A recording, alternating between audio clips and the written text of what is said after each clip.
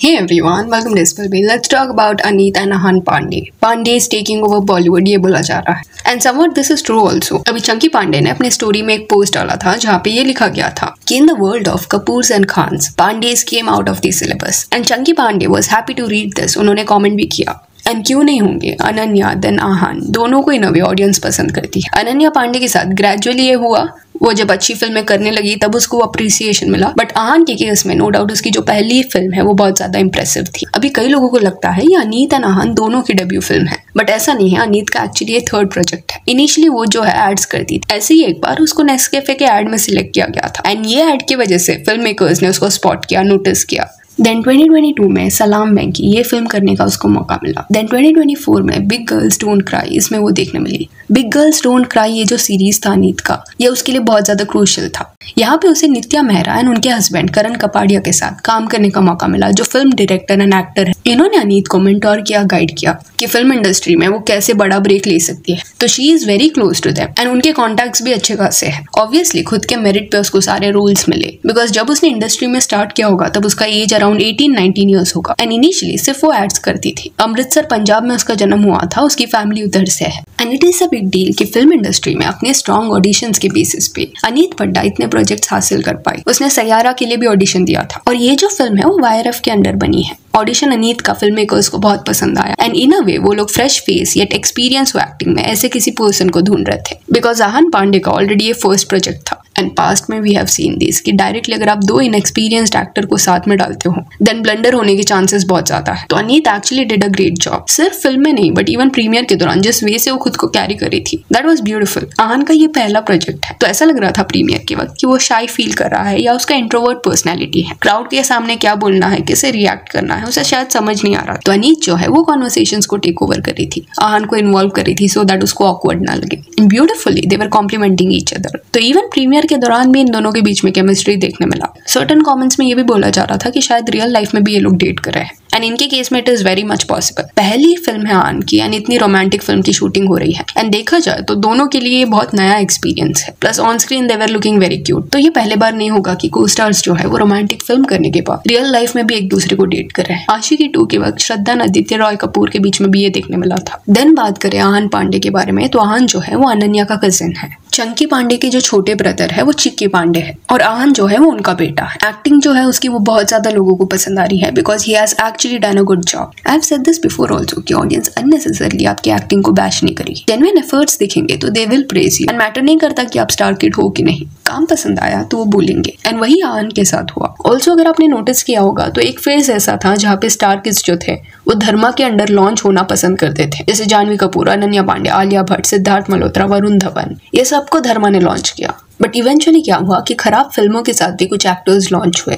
And in अ वे उसके बाद क्या हुआ कि इन स्टार किड्स के पेरेंट्स ने जोया अख्तर के साथ एक्सपेरिमेंट किया. कई लोगों को उनके फिल्म थ्रू लॉन्च किया ये सोच के कि शायद ऑडियंस का अप्रूवल यहाँ से मिल जाएगा. बट उस केस में भी फीडबैक ये मिला कि ये स्टार किड्स एक्ट नहीं कर पा रहे एंड उनको प्रॉपर्ली डायरेक्ट नहीं किया गया है. तो ये सरप्राइजिंग नहीं है कि इस पॉइंट पे कई एक्टर्स इतना डिस्परेट नहीं है धर्मा के साथ लॉन्च होने के लिए. वो थोड़ा पीछे हट रहे हैं बिकॉज वही लेम कॉलेज वाली love story without proper story line में ज्यादा लोग इंटरेस्टेड नहीं है एंड ऑडियंस वैसी चीजें नहीं देखना चाहती. इन केस थोड़ा अपना लॉन्च फॉर्मूला ये लोग चेंज करेंगे तो may be it will work. And अभी सैयारा जो मूवी है वो भी एक लव स्टोरी है बट जिस वे से उसको प्रेजेंट किया गया है वो डिफरेंट है एंड अच्छा है. एंड चंकी पांडे ने जो वो स्टोरी डाला था वो कपूर्स एंड खान्स वाला, उसको देख के कई लोग उस पॉइंट पे पोस्ट के नीचे ये भी कमेंट कर रहे हैं बिकॉज खान्स एंड कपूर्स के बॉक्स ऑफिस कलेक्शन बहुत ज्यादा है. तो आई डोंट थिंक सो यहाँ पे वो सलमान खान या SRK या रणबीर कपूर वगैरह से कंपेयर कर रहे थे. बट मेनली सुहाना खान, इब्राहिम अली खान, जिनके डेब्यू से कई लोगों को एक्सपेक्टेशंस थे but it was very bad. Then Khushi Kapoor को भी बहुत ज्यादा ओवर हाइप किया गया था बट 3 फिल्मों के बाद भी वो प्रॉपर्ली एक्ट नहीं कर पा रही है. एंड स्टिल सर्टन उसके फैंस उसको ये बोल के डिफेंड करते हैं कि अरे इतना भी बुरा नहीं था, आगे जाके इम्प्रूव हो जाएगा.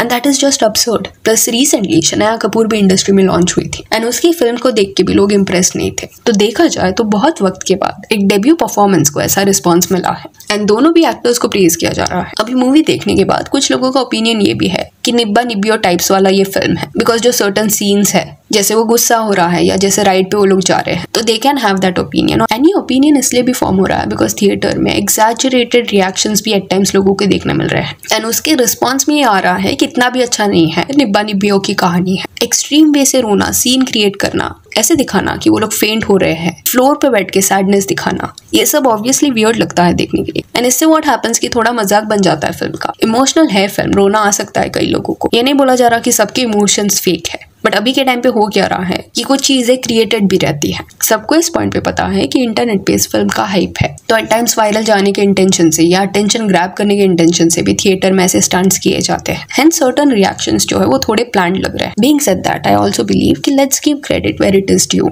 आहान and Aneet actually deserve all the love and appreciation they are getting. And हो सकता है कि पूरी स्टोरी लाइन में थोड़ी बहुत चीजें ऐसी रहेगी जो लोगों को इतना नहीं पसंद आएगा, बट मेजोरिटी पार्ट इस केस में अच्छा था। अब ये बोलने मत लग जाना कि बट ऑडियंस ने शनाया, सुहाना, खुशी, इब्राहिम, जुनैद के केस में क्यों नहीं दिया, तो उनके केस में उल्टा था। मेजॉरिटी पार्ट फिल्म का मिस था। कुछ मिनट्स के सीन्स ही डिसेंट थे एंड उसको ही बार बार हाइप किया जा रहा था। इस वजह से वहां पे उनकी एक्टिंग के अगेंस्ट बोला गया था। ऑल्सो YRF के अंडर लॉन्च होना एटलीस्ट अभी के लिए यहाँ फेवर में दिख रहा है। जनरली YRF का न्यू एक्टर्स के साथ 3 फिल्म डील होता है। सर्टेन लोगों के लिए बेनिफिशियल रहा है, पर एट टाइम्स ये बैकफायर भी करता है। श्रद्धा कपूर के साथ भी ये 3 फिल्म डील हुआ था YRF का। ये 3 डील में पहली जो फिल्म थी वो लव का दी एंड था, बट उसके बाद उसने ये डील कैंसिल कर दिया बिकॉज उसको आशिकी 2 करना था। बट अगर उस पॉइंट पे उसको YRF के साथ कॉन्ट्रैक्ट में ही रहना रहता, देन वो आशिकी 2 नहीं कर पाती, जिस वजह से उसने सोचा कि आशिकी 2 ज्यादा बेटर अपॉर्चुनिटी है एंड उसने स्किप कर दिया बाकी के 2 मूवीज। वेराज अनुष्का शर्मा के केस में अगर आप देखोगे तो उसने रब ने बना दी जोड़ी की, देन बैंड बाजा बारात एंड लेडीज वर्सेस रिक्की पहल, उसके लिए इस डील ने वर्क किया।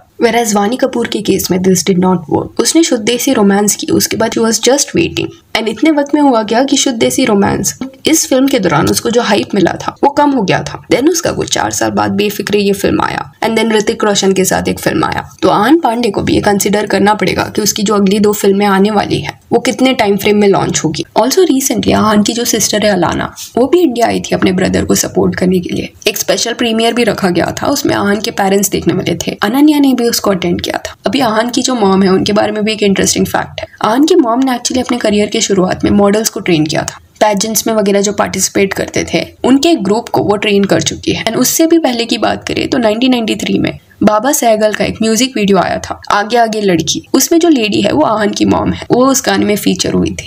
ऑल्सो ये 2 पोस्ट देख लेते हैं जहाँ पे आहान एंड अनीत एक दूसरे को अप्रिशिएट कर रहे हैं। इन अ वे यहाँ पे एक बॉन्ड दिख रहा है उनके बीच में। तो आहान ने लिखा था अनीत के लिए, to the girl in the yellow dress with the universe in our eyes, we have a new star up there now, you have made mama and papa so proud. Aneet के पेरेंट्स के बारे में यहाँ पे बात हो रहा था। And you did it all by yourself, I hope you are ready for the world to fall in love with you the way we all did. Thank you for the lessons and for the mentorship. Even if you did not know, you were doing it. Thank you senior. Thank you starry-eyed girl. And Aneet ने भी एक post डाला था आहान के लिए saying, this is what unconditional love looks like. The world is going to see the beauty of Ahan Pandey. But I have had the honor of seeing it up close, where it's most true. I've tried to find the words. I've tried to make them enough, but nothing I say could ever carry the weight of what I feel. All I know is I thank my stars. I get to have you in my life, my best friend, my favorite person.